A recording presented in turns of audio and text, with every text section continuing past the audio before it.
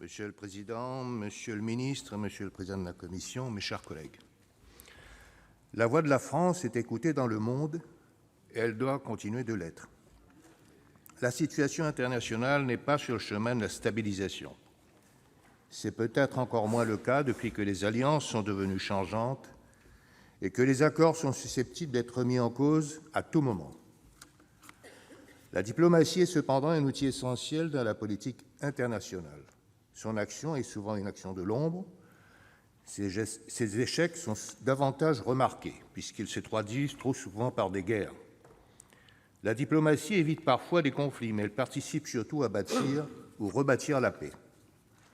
À cet égard, la France doit maintenir des capacités diplomatiques de haut niveau pour continuer de faire rayonner ses idées et ses valeurs.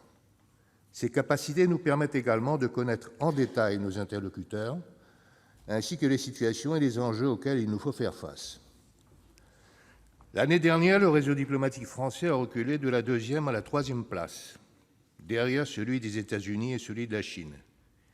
Il nous faut impérativement maintenir notre rang si nous souhaitons que la France reste une grande puissance de diplomatie et de paix.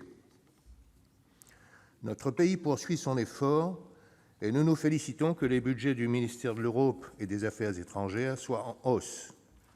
Les crédits de la mission Action extérieure de l'État sont quant à eux maintenus. Afin de procéder aux économies nécessaires, l'État s'est lancé dans une réforme visant à rationaliser les moyens dont il dispose à l'étranger. Le ministère de l'Europe et des Affaires étrangères s'est engagé avec rigueur et sincérité dans la mutualisation des moyens de l'État à l'étranger. C'est à saluer. La logique de cette réforme nous semble être la bonne. Nous souhaitons la voir aboutir. Plus généralement, nous nous interrogeons sur les moyens de parvenir aux objectifs que souhaite atteindre le gouvernement. Il nous semble que des pistes d'amélioration subsistent.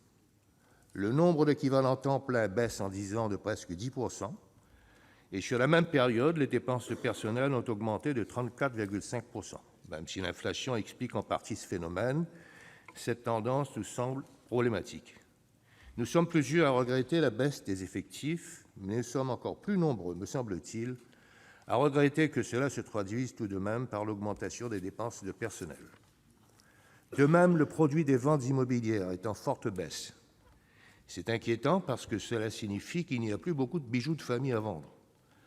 Vous nous avez dit, Monsieur le ministre, être conscient que nous ne pouvons pas vendre indéfiniment nos emprises majeures à l'étranger.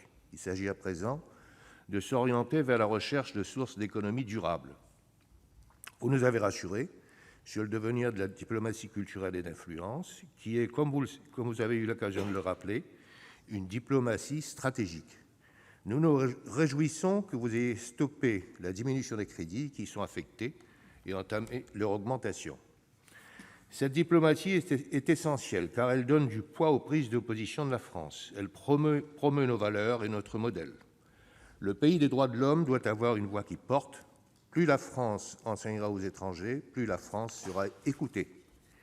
Il faut donc saluer l'objectif de doublement des effectifs des écoles françaises à l'étranger à l'horizon 2030. Nous entendons les inquiétudes sur l'existence des financements permettant d'atteindre cet objectif. Nous souhaitons vous voir réussir. Il faudra que les moyens soient mis en œuvre pour y parvenir. Nous savons que l'enseignement aux étrangers est crucial et nous sommes confortés dans cette idée lorsque nous regardons nos voisins. Plusieurs pays se sont effectivement engagés dans une démarche d'influence via l'enseignement à l'étranger ou aux étrangers. C'est ainsi que le nombre d'étudiants étrangers en Turquie a augmenté de 180% sur les 5 dernières années. Nous ne devons pas relâcher nos efforts. Il a été fait état de difficultés de l'obtention de visas français par les étudiants étrangers. Il nous semble qu'une clarification des procédures et une accélération du traitement des dossiers soient nécessaires. La stratégie diplomatique française ne doit pas être mise à mal par des problèmes d'organisation des services. Les visas doivent être délivrés en temps utile. Sur tous les sujets qui ont trait à son action extérieure, la France doit maintenir son effort. Nous sommes moteurs en Europe et nous sommes force de proposition sur la scène internationale. Cette dynamique doit être conservée et amplifiée. Les années à venir s'annoncent porteuses de tensions et de dissensions. L'échange et la négociation sont les alternatives à l'emploi de la force.